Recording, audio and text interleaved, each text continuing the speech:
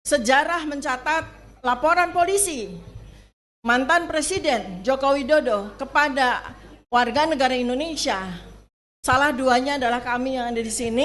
Biar nggak kepanjangan. Bismillahirrahmanirrahim. Assalamualaikum warahmatullahi wabarakatuh. Terima kasih Mbak Rahma, Abangku, Mas Roy Suryo, dan sekalian media semuanya, baik media mainstream, sosmed, para YouTuber, podcaster, dan sebagainya. Saya ucapkan terima kasih banyak atas kehadirannya. Selamat datang pada acara launching buku. Ini 2 buku sekaligus pada hari ini, alhamdulillah saya launching di tanggal 26 Februari 2026 ini. Ini angkanya juga angka yang ini ya, yang simbolik ya, 2602 2026. Pas. Ini waktunya Allah Subhanahu wa taala untuk meluncurkan 2 buku ini. Nah, saya ingin disclaimer dulu, Pak Rama, Mas Roy ya.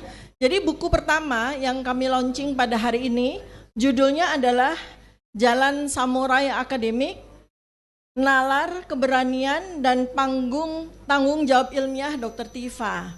Ya, ini sebetulnya adalah karya dari sekelompok peneliti para ilmuwan neuroscience. Ya, jadi diantaranya ada teman-teman saya, kemudian ada mahasiswa yang sedang mengambil tesis. Jadi mereka rencananya itu melakukan sebuah penelitian tentang bagaimana jalan pikiran seorang Dr. Tifa gitu ya.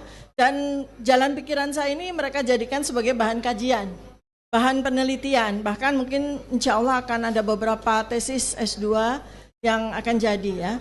Nah, menurut mereka, apa yang selama ini saya sampaikan di media, kemudian juga kajian-kajian secara akademik, itu memang menarik untuk dilakukan telaah, terutama akibat ada beberapa katakanlah komentar-komentar ya, terutama dari para termul ya Mbak Rahma ya. Ada satu termul yang mengatakan bahwa saya itu punya ilmu gaib gitu. Saya punya ilmu gaib. Padahal sebetulnya itu adalah sebuah bagaimana sebuah proses berpikir yang pada buku ini saya sebut sebagai sistem teori. Jadi sistem teori itu adalah bagaimana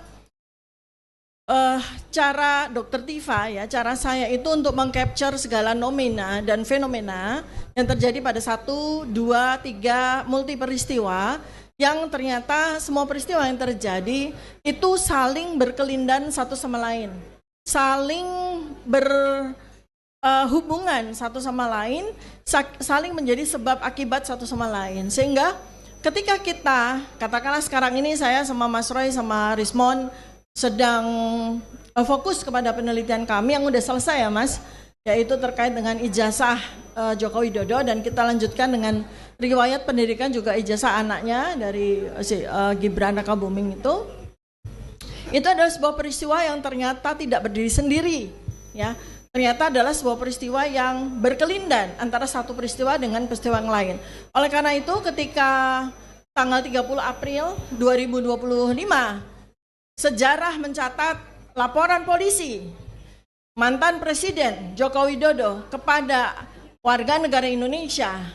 Salah duanya adalah kami yang ada di sini, saya dan Mas Roy ya, dilaporkan polisi, dan ini udah mau ulang tahun ya.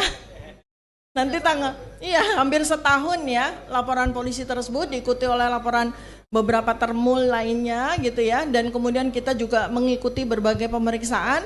Termasuk terakhir ya, kami menjadi ahli di citizen lawsuit di Sidang Solo, di mana seharusnya lah itu adalah sebuah tempat ya yang paling ideal bagi Joko Widodo untuk menunjukkan ijazahnya ya, itu sebetulnya tempat yang paling ideal. Nah, kami bertiga dengan Rismon menjadi ahli di situ ya. Nah, kembali kepada Jalan Samurai Akademik ya. Kemarin pada saat CLS ya, saya menjadi ahli. Kemudian viral sekali, Mbak Rama ya teman-teman, viral sekali sampai dengan hari ini. Viralnya penuh dengan bulian. Penuh dengan cemoohan dan sebagainya. Dan ini adalah sebuah sarana yang bagus buat saya untuk memberikan penjelasan ya.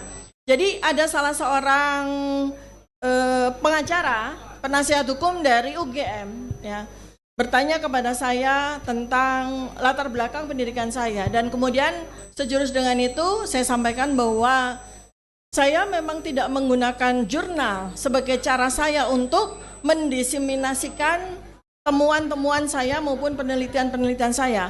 Tetapi tidak berarti bahwa saya tidak punya jurnal, ya. Saya punya jurnal, tetapi saya memang fokus untuk mendiseminasi, untuk menyebarluaskan ilmu saya itu melalui buku-buku. Ya, melalui buku-buku. Ini buku berarti sudah 7 ya. Kenapa?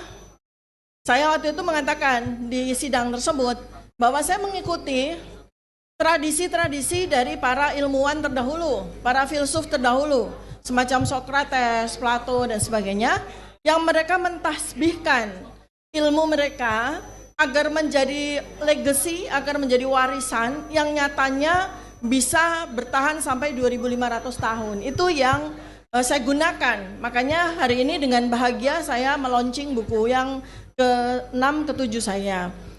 Jadi itu rupanya menjadi bahan bahan gorengan dari para termul. Nah, karena itu maka saya kalau tidak segera klarifikasi, bahaya ini ya. 1, Socrates itu bukan nabi. Ya, Socrates itu bahkan orang gila ya pada waktu itu. 2500 tahun yang lalu dia itu keluyuran di pasar, bicara sendiri dan sebagainya. Tetapi di balik kegilaannya ternyata memuat kebijakan-kebijakan, ilmu dan sebagainya. Yang makin lama itu makin membuat gerah penguasa waktu itu. Ya. Nah, kemudian sampai Socrates dilarang untuk keluyuran ke pasar, dilarang untuk menyampaikan ilmu-ilmu kebijakan-kebijakannya dan sebagainya, karena tidak mau, ya, karena dia terus meyakini bahwa ajaran-ajarannya itu bermanfaat bagi masyarakat, maka dia terus menjalankan kebiasaannya untuk berkeliling ke pasar-pasar, bercerita kemanapun dan sebagainya, sampai kemudian dihukum.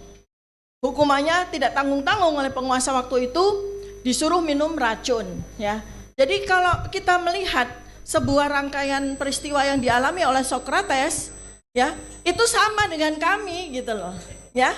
Kegilaannya ya sama. Kegilaan kami ya untuk terus menyebarluaskan kebenaran, ya. Ketika kami sudah ditersangkakan, kami nggak berhenti untuk keluyuran ke sana kemari, terutama Mas Roy, keluyuran dari satu media ke media lain, dari satu, ya kan? Kami tidak surut langkah kami, tidak kemudian jadi sembuh. Stay updated, info terkini masih banyak. Jangan lupa subscribe, like, dan share YouTube official OKZone. Dan selengkapnya ada di okezone.com.